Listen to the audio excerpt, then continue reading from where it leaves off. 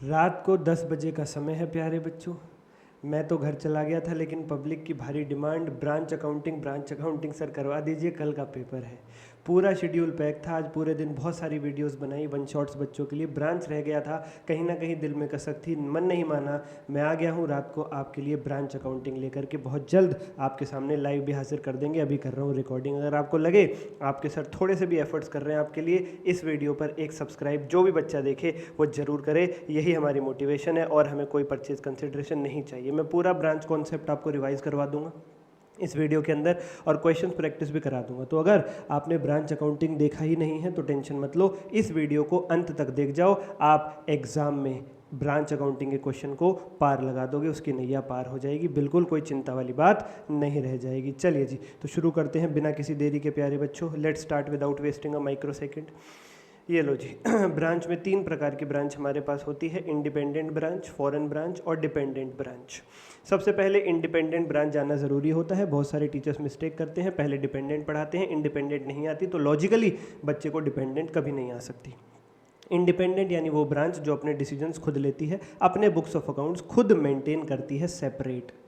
Head office के ऊपर वो अपने अकाउंटिंग के लिए डिपेंडेंट नहीं है। इंडिपेंडेंट अकाउंटिंग अपनी खुद की अकाउंटिंग वो करती है।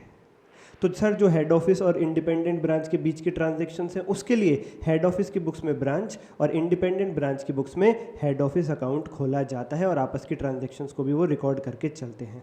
At the time of balancing the books, branch account and head office account should have equal and opposite nature balances. और जब वो आपस की ट्रांजैक्शंस कर ही रहे हैं एक दूसरे से, तो ब्रांच की बुक्स में हेड ऑफिस का बैलेंस आना चाहिए और हेड ऑफिस की बुक्स में ब्रांच का बैलेंस आना चाहिए। वो बैलेंस इक्वल होना चाहिए, क्योंकि जो दोनों ने एक दूसरे से लेन देन किया है, सेम अमाउंट क्या किया है, लेकिन कुछ कारणों की वजह से वो बैलेंस मैच नहीं करता है। इसीलिए इंडिपेंडेंट ब्रांच के केस में सबसे पहले आपको उस बैलेंस को मैच कराना पड़ता है, जो हेड ऑफिस की बुक्स में ब्रांच अकाउंट का बैलेंस है और ब्रांच की बुक्स में हेड ऑफिस अकाउंट का बैलेंस है। इसी को कहते हैं रिकंसिलिएशन। सबसे पहले आपको रिकंसिलिएशन कराना होता है। मुख्य 2 प्रकार के रिकंसिलिएशन होते हैं।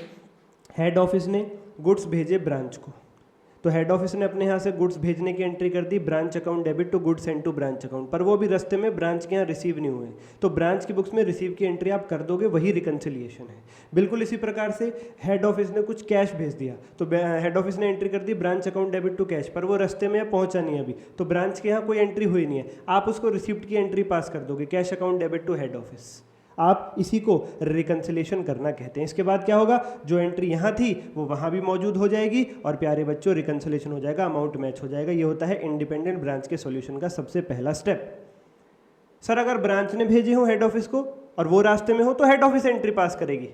ठीक है सर, ठीक है सर, ठीक है, ठीक है, ठीक है। उसके बाद क्या होता है, उसके बाद हेड ऑफिस और ब्रांच कि जो ट्रायल बैलेंसेस हैं उनका इनकॉर्पोरेशन किया जाता है, उसी को मर्जर कहते हैं। इनकॉर्पोरेशन 2 प्रकार से हो सकता है प्यारे बच्चों। When profit losses are incorporated directly, तो प्रॉफिट लॉस को इनकॉर्पोरेट करने के लिए एक ही सिंगल जनरल एंट्री पास करते हैं। When question specifies to incorporate whole trial balance, जब क्वेश्चन में ये वर्ड्स लिखे हो कि पूरा ट्रायल बैलेंस डिटेल में इनकॉर्पोरेट करो, तो हर इनकम, हर एसेट, हर लायबिलिटी, हर एक्सपेंस अलग मर्ज होता है, सेपरेट मर्ज होता है। इसके बाद एक टॉपिक आता है inter branch transactions. Inter branch transactions क्या होती हैं, मान लीजिए हेड ऑफिस अलग है और उसकी 2 ब्रांच है, ब्रांच 1 ब्रांच 2। तो अभी जो मैं रिकंसिलेशन की बात कर रहा था वो कर रहा था हेड ऑफिस और ब्रांच के बीच में। अब इंटर ब्रांच ट्रांजैक्शन का मतलब होगा ब्रांच 1 और ब्रांच 2 के आपस में जो ट्रांजैक्शंस हो रही हैं। सर ब्रांच 1 और ब्रांच 2 ट्रांजैक्शन कर रही है, इसमें हेड ऑफिस का क्या लेना देना, नहीं, हर चीज हेड ऑफिस के थ्रू होती है, हेड ऑफिस को इन्फॉर्मेशन होनी चाहिए। तो अगर ब्रांच 1 और ब्रांच 2 के बीच कोई ट्रांजैक्शन हो रही है, वो हेड ऑफिस के थ्रू ही रूट होगी, उसकी एंट्री हेड ऑफिस की बुक्स में भी पास होंगी। मान लीजिए ब्रांच 1 ने गुड सेल किए ब्रांच 2 को, तो ब्रांच 1 डायरेक्ट एंट्री पास नहीं करेगी, branch 2 account debit to sales account. Branch 2 direct entry pass नहीं करेगी, purchase account debit to branch 1 account. No, ये एंट्री हेड ऑफिस के थ्रू मूव होगी। ऐसा माना जाएगा ब्रांच 1 ने पहले हेड ऑफिस को सेल करी है, फिर हेड ऑफिस ने आगे ब्रांच 2 को पहुंचाया है गुड्स। हेड ऑफिस को पूरी इंफॉर्मेशन रहनी चाहिए। ट्रांजैक्शन बिटवीन 2 और more different branches belonging to same head office are known as inter branch transactions. एक ही हेड ऑफिस की 2 अलग अलग ब्रांचों के बीच जो ट्रांजैक्शंस होती है उन्हें इंटर ब्रांच ट्रांजैक्शन कहते हैं।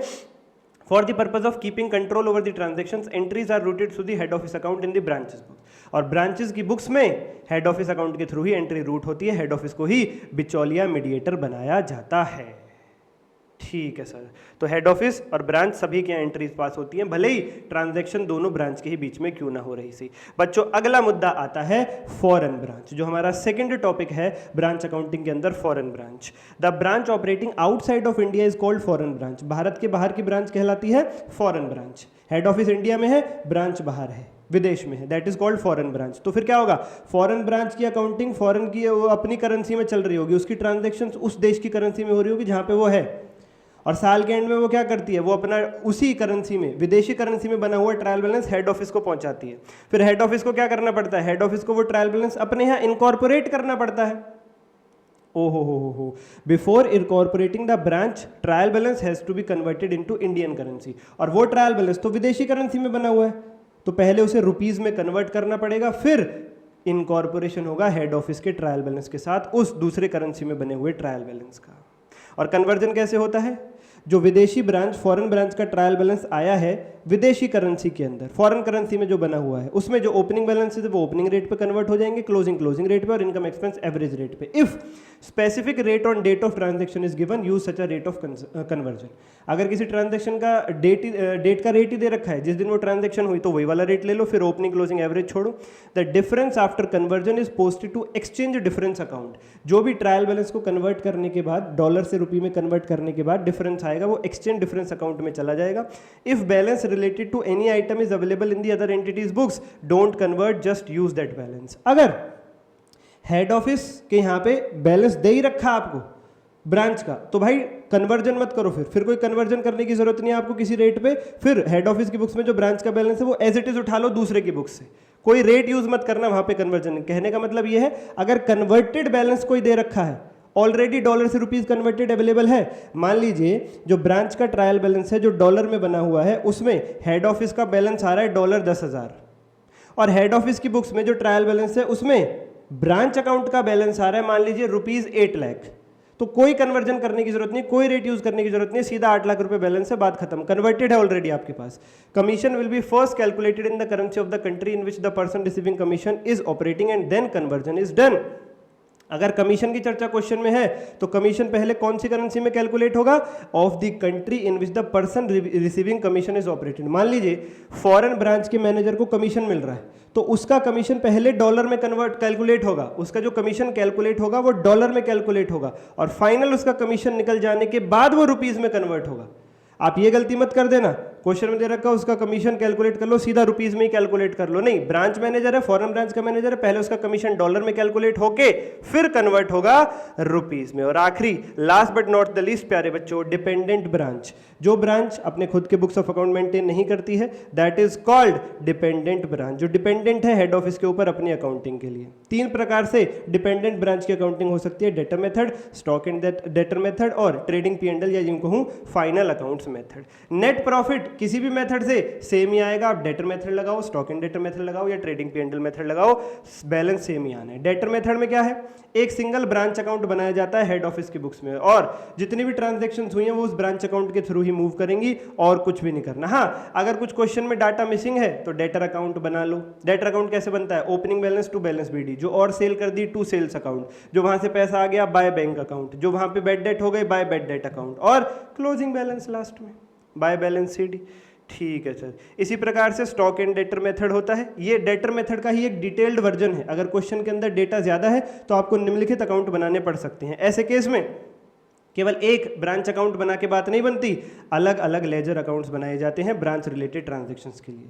जो हेड ऑफिस जो ब्रांच की ट्रांजैक्शंस हो रही हैं उनके लिए अलग अलग खाते बनाए जाएंगे, स्टॉक की ट्रांजैक्शंस के लिए अलग, डेटर्स के लिए अलग, एक्सपेंसेस के लिए अलग, goods and to branch account अलग, कैश बैंक अकाउंट अलग, ब्रांच का फिक्स्ड एसेट अकाउंट अलग, और P&L अकाउंट अलग। और फाइनल अकाउंट्स मेथड में, this method is the easiest of all to follow, ये तीनों का सबसे आसान मेथड है। It also provides complete information of all transaction, ये सभी ट्रांजैक्शंस की कंप्लीट इन्फॉर्मेशन भी बताता है।